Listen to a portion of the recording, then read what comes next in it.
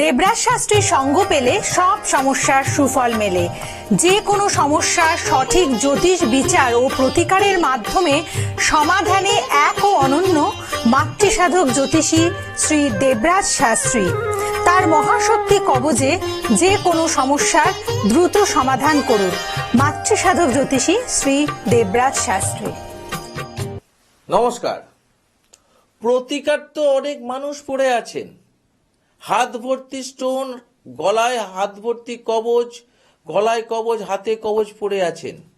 Result পেয়েছেন কতজন? মনে সেই বিশ্বাস নিয়ে তো গেছিলেন, রেজাল্ট পেয়েছেন কতজন? আচ্ছা, বড় বড় কথা দেবরাজ শাস্ত্রী বলছে কেন? সব জ্যোতিষী বারবার দেবরাজ শাস্ত্রী একবার কেন বলে দেবরাজ শাস্ত্রী এই ধরনের কথা? কারণ আপনারা যখন 5 জায়গায় 10 জায়গায় প্রতিকার পড়ে যখন রেজাল্ট পান না, সেই মানুষগুলো যখন ছুটে আসে দেবরাজ শাস্ত্রীর কাছে, তখন সেই প্রতিকার খুলিয়ে দেবরাজ শাস্ত্রীর প্রতিকার পড়ার পরে কিছুদিনের মধ্যে মানুষ রেজাল্ট বুঝতে পায়। তাই তো দেবরাজ শাস্ত্রী বারবার এক কথাই বলে, সব জ্যোতিষতান্ত্রিক বারবার, দেবরাজ শাস্ত্রী একবার। এর কথার মাহাত্ম্যটা তো যেসব মানুষরা চেম্বারে এসেছেন তারা তো জানেন, যে কথার সাথে মিল আছে স্যারের, এবং স্যারকে দীর্ঘদিন ধরে যারা অনুষ্ঠান প্রোগ্রাম দেখছেন তারা তো জানেন যে স্যারের কাছে আসার পরে প্রতিকার প্রতিবিধান নেওয়ার পর অন্য কোনো জ্যোতিষতান্ত্রিকের কাছে আর যে দৌড়াতে হবে না, সেটা সেই মানুষগুলো ভালো জানে। কিন্তু যে মানুষগুলো এখনো এসে পৌঁছাননি, প্রোগ্রাম শুনছেন, ভাবছেন যে আমার ছেলে বা মেয়ের জন্য সমস্যার জন্য অন্য কোনো জ্যোতিষতান্ত্রিকের কাছে যাব কিনা, বা অনেক প্রোগ্রাম দেখেছি ভালো লেগেছে তাদের কাছে যাব কিনা। হ্যাঁ, আপনার অধিকার আছে সেই মানুষগুলোর কাছে যাবার। কেন? যখন আপনি যাবেন, গিয়ে প্রতিকার প্রতিবিধান করে যদি রেজাল্ট না পান, তখন তো বুঝবেন আমার কথার মাহাত্ম্যটা। যদি আগে থেকে এসে বুঝে যান তাহলে তো ভাববেন যে সব জ্যোতিষতান্ত্রিকরা মনে হয় দেবরাজ শাস্ত্রীর মতো সবাই কাজ দিতে পারে। না, সেটা তো হয় না। দেবরাজ শাস্ত্রী তো কোনো ভয়ও খাওয়ায় না, অতীত বলে, ভবিষ্যৎ, বর্তমান দেবরাজ শাস্ত্রী বলে দেয় পরে। কিন্তু সব জ্যোতিষতান্ত্রিকরা অতীতটা সরিয়ে রেখে ভবিষ্যৎ বলতে থাকে, আর ভয়ে ভীত হয়ে মানুষ বসে থাকে, যেন কোথায় একটা জঙ্গল রাত চলছে।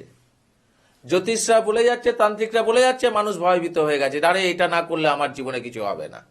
প্রতিকার করার পরে সেই একই রেজাল্ট, পয়সাগুলো জলের মধ্যে চলে গেল। এই ভার্সেনগুলো তো এখন অনেক মানুষের মুখে শুনতে পাই। অনেকজন এসে যখন চোখের জল বের করে চেম্বারে, তখন বলে কি দেওয়ার লাভ কি? আমি তো অনুষ্ঠান 1 দিন 2 দিন 5 দিন 5 বছর 2 বছর 3 বছর 8 বছর করছি না, বহু বছর ধরে অনুষ্ঠান করছি। স্যার, আপনার অনুষ্ঠানটা যদি তখন চোখে একবার পড়তো, আমি বললাম পড়েনি কেন?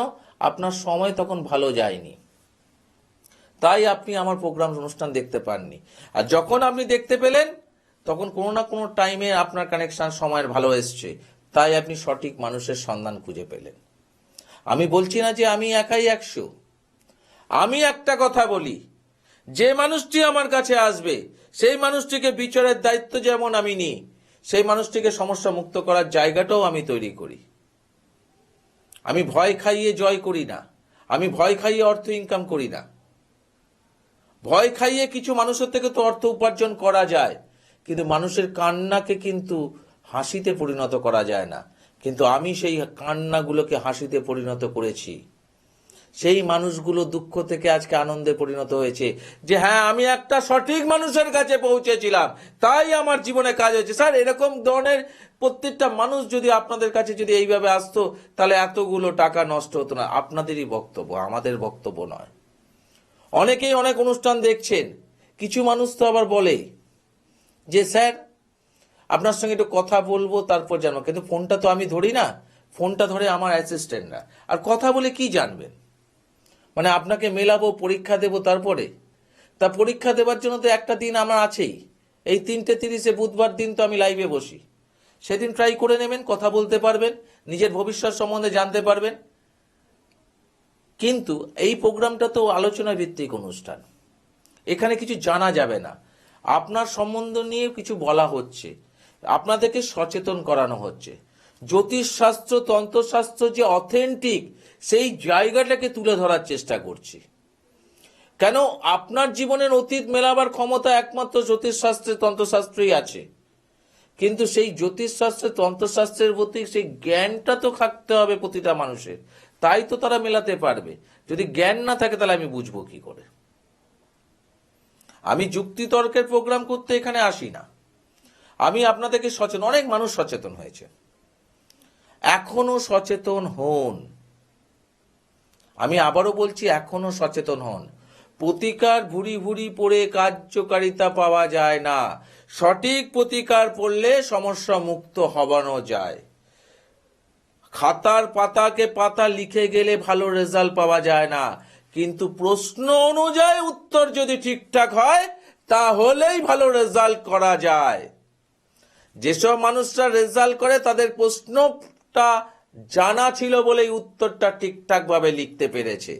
আর যাদের প্রশ্ন জানা নেই তারা উত্তর লিখেছিল, খাতা ভর্তি করেছে, কিন্তু রেজাল্ট সেইভাবে আসেনি। খাতা ভর্তি করলে হয় না, হাতে 10খানা আংটি আর 10টা কবজ গলায় পড়লেই সমস্যা মুক্ত হওয়ানো যায় না। সমস্যা মুক্তর জন্য একটা প্রতিকার, দুটো প্রতিকার, কারোর ক্ষেত্রে 3টে প্রতিকারই কাফি। কিন্তু সেটা বিচার করবে কি, কার উপর দায়িত্ব দিচ্ছেন, সেই ব্যক্তির উপর নির্ভর করেই আপনাকে এগোতে হবে। আজকে দেবরাজ শাস্ত্রীর বংশ পরম্পরার এদের মহাশক্তি কবচের জয় জয়কার কেন? দেবরাজ শাস্ত্রী কবচের জয় জয়কার একটাই, যে মানুষকে সমস্যা মুক্ত করতে পেরেছে। বাৎসরিক অনুষ্ঠান আমার প্রত্যেক বছর শিবরাত্রিতে হয়, এবং খুব কঠিন থেকে কঠিনতর সমস্যা যাদের মধ্যে চলছে, সেই সব সমস্যা নিয়ে যারা চলছেন, এই টাইমে সেগুলো খণ্ডন করানো হয়। কারণ একটা ভালো যোগে ভালো টাইমে এইগুলো করলে রেজাল্ট পাওয়া যায় প্রচুর। তা আমি এরকম ভাবেই প্রচুর মানুষের কাজ করে এসেছি, দীর্ঘদিন ধরে মানুষের ভালোবাসা কুড়িয়েছি, চোখের জল মোছাতে পেরেছি। ঠিক কথা বললাম তো? অবশ্যই।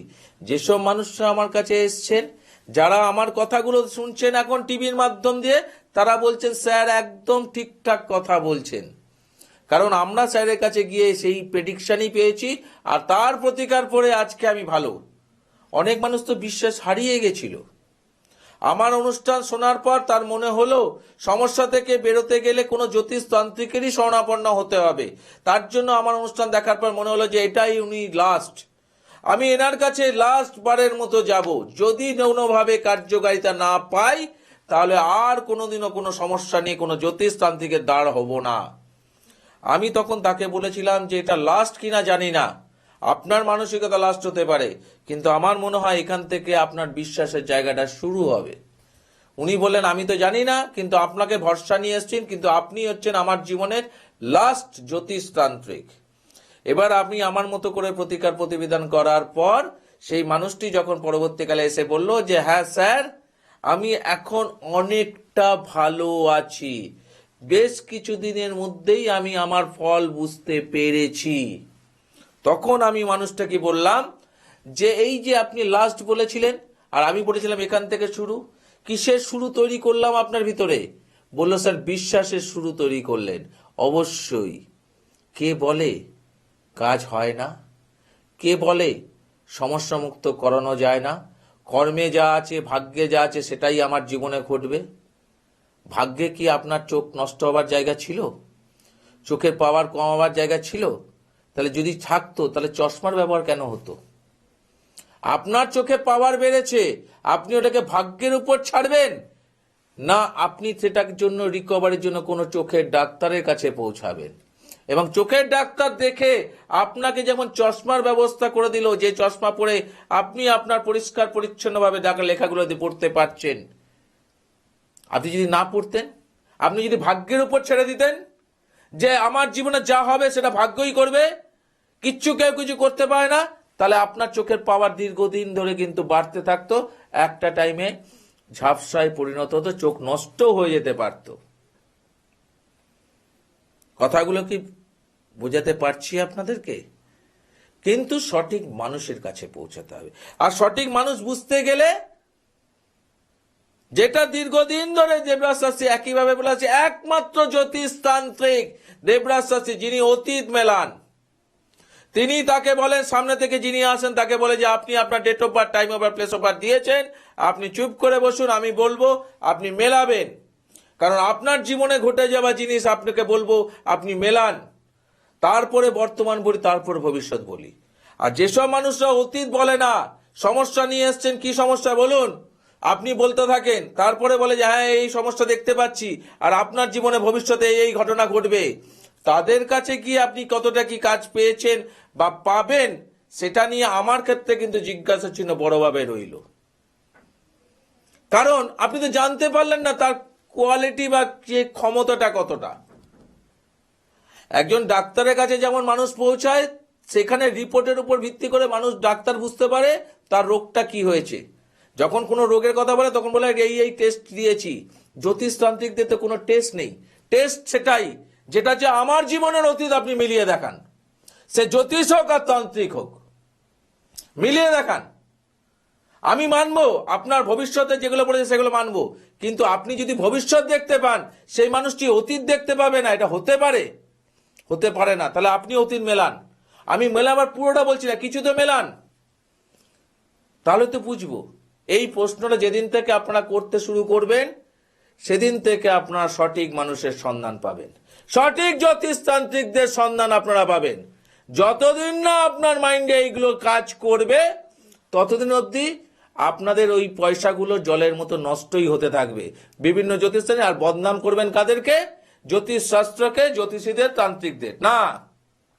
ভুল তো আপনাদের। কেন কোনো না কোনো প্রোগ্রামে, অনুষ্ঠানের মধ্যে বারবার দেবরাজ শাস্ত্রী এইভাবে কথা বলে এসছে, অতীত কেন সে বলতে পারে না? তাহলে দেবরাজ শাস্ত্রী কিভাবে বলে? দেবরাজ শাস্ত্রী তো আপনার থেকে জিজ্ঞেস করে না, কথা বলে না। আমি যুক্তি তর্কের অনুষ্ঠান করছি না, আমি আপনা থেকে সচেতন করাবার চেষ্টা করছি।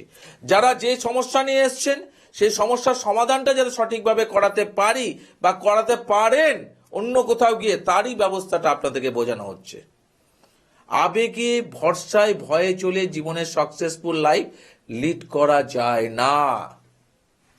যারা সঠিক মানুষ, সঠিক মানুষের সন্ধানে খুঁজে বেড়াচ্ছেন, যারা সঠিক উপায়কে জানতে চাইছেন, যারা এরকম কোনো মানুষকে খুঁজছিলেন, যারা আমার অতীতকে আগে বলুক, ভবিষ্যৎ যিনি অতীত মেলাতে পারবেন তিনি বর্তমান ভবিষ্যৎ আরামসে মিলিয়ে দেবেন, সেই সব মানুষের সংস্পর্শে যারা আসতে চাইছেন তাদের জন্য এই দুটো ফোন নাম্বার।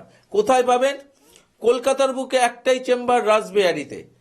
সেটা মাথায় রাখবেন, যে প্রান্ত থেকে আসুন, সুবিধা হলে আপনাকে আসতে হবে, নইলে অনলাইন কনসালটেন্সি করতে হবে। কোথায়? রাসবিহারীতে শুক্রবার করে পাবেন। এছাড়াও পাবেন কোথায়? চুচুড়াতে। চুচুড়াতে কোথায় পাবেন?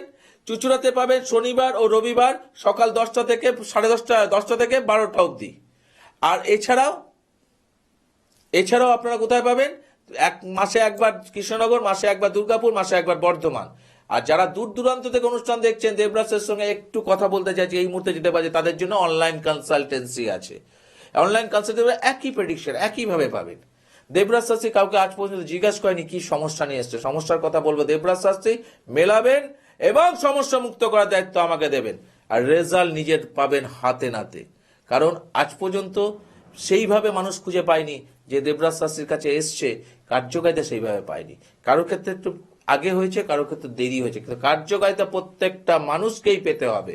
কারণ দেবরাজ শাস্ত্রীর মহাশক্তি কবচ সেই জায়গাটা করে দেয়। আর শিবরাত্রিতে যেটা বললাম, মারাত্মক কাজগুলো কিন্তু শিবরাত্রিতে হয়। যে সমস্যা নিয়ে আসুন সেই সমস্যা শুধু মাথায় রাখবেন, বশীকরণ রিলেটেড, যদি বশীকরণটা অবৈধ না হয়। আমি বলছি না থার্ড পার্সন ইনভলভমেন্ট, স্বামী স্ত্রীর মধ্যে সম্পর্ক খারাপ হচ্ছে সেখানে কাটানো যাবে, কিন্তু অবৈধভাবে কোনো কাউকে বশ করতে চাইছে সেসব মানুষগুলো কিন্তু এখানে যোগাযোগ করবে না। বশীকরণ, উচ্চাটন, এইসব জিনিস কিন্তু আমাদের বংশ পরম্পরা রিলেটেড মহাশক্তি কবচের বা আমার জায়গা থেকে হয় না। আজকের মতো বিদায় নিতে হবে, আবার দেখা হবে ঠিক একই সময় একই টাইমে। আজকের মতো বিদায়, নমস্কার।